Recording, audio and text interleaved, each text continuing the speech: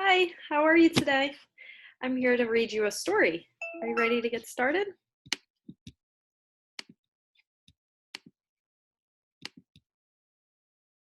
It's called Cloudy with a Chance of Meatballs, written by Judy Barrett and drawn by Ron Barrett.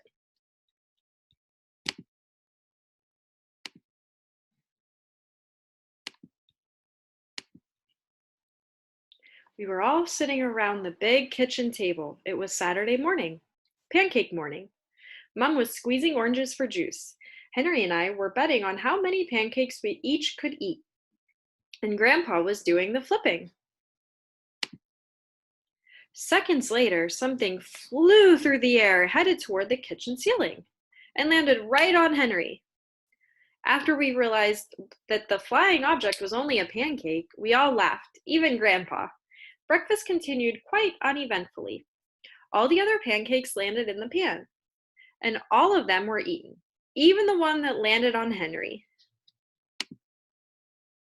That night, touched off by the pancake incident at breakfast, Grandpa told us the best telltale bedtime story he'd ever told. Across an ocean, over lots of huge bumpy mountains, across 3 hot deserts and 1 smaller ocean, there lay the tiny town of Chew and Swallow. In most ways, it was very much like any other tiny town. It had a main street lined with stores, houses, and trees, and gardens around them, a schoolhouse, about 300 people, and some assorted cats and dogs. But there were no food stores in the town of Chew and Swallow. They didn't need any. The sky supplied all the food they could possibly want. The only thing that was really different about Chew and Swallow was its weather. It came 3 times a day, at breakfast, lunch, and dinner. Everything that everyone ate came from the sky. What do you think that is? Whatever the weather served, that was what they ate. But it never rained rain. It never snowed snow. And it never blew just wind. It rained things like soup and juice. It snowed mashed potatoes and green peas. And sometimes the wind blew in storms of hamburgers. The people could watch the weather report on television in the morning, and they would even hear a prediction for the next day's food. When the townspeople went outside, they carried their plates, cups, glasses, forks, spoons, knives, and napkins with them. That way, they would always be prepared for any kind of weather. If there were leftovers, and there usually were, the people took them home and put them in their refrigerators in case they got hungry in between meals. Look, it was fried chicken, looks like pies, maybe pancakes. The menu varied. By the time they woke up in the morning, breakfast was coming down. After a brief shower of orange juice, low clouds of sunny-side-up eggs moved in, followed by pieces of toast. Butter and jelly sprinkled down for the toast, and most of the time it rained milk afterwards. For lunch one day, frankfurters, already in their rolls, blew in from the northwest at about 5 miles an hour. There were mustard clouds nearby. Then the wind shifted to the east and brought in baked beans. A drizzle of soda finished off the meal. Sounds like a delicious lunch. Dinner one night consisted of lamb chops, becoming heavy at times, with occasional ketchup. Periods of peas and baked potatoes were followed by gradual clearing, with a wonderful jello setting in the west. The sanitation department of Chew and Swallow had a rather unusual job for a sanitation department. It had to remove the food that fell on the houses and sidewalks and lawns. The workers cleaned things up after every meal and fed all the dogs and cats. Then they emptied some of it into the surrounding oceans for the fish and turtles and whales to eat. The rest of the food was put back into the earth so that the soil would be richer for the people's flower gardens.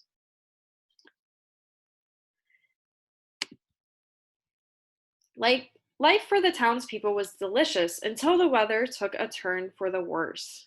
Spaghetti ties up town. Record-breaking pasta fall causes chaos. One day there was nothing but gorgonzola cheese all day long. The next day there was only broccoli, all overcooked. Look. And the next day there were Brussels sprouts and peanut butter with mayonnaise. That's weird. Another day there was pea soup fog.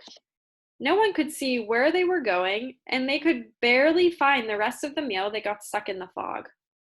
Do any of those meals sound good? Overcooked broccoli, gorgonzola cheese all day long? Oh my. The food was getting larger and larger, and so were the portions. The people were getting frightened. Violent storms blew up frequently. Awful things were happening.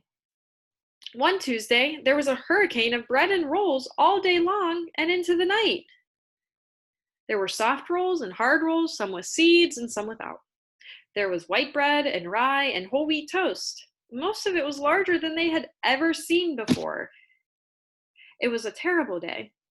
Everyone had to stay indoors. Roofs were damaged, and the sanitation department was beside itself. The mess took the workers 4 days to clean up, and the sea was full of floating rolls. To help out, the people piled up as much bread as they could in their backyards. The birds picked at it a bit, but it just stayed there and got staler and staler. There was a storm of pancakes one morning, and a downpour of maple syrup that nearly flooded the town. A huge pancake covered the school. No one could get it off because of its weight, so they had to close the school. Oh my.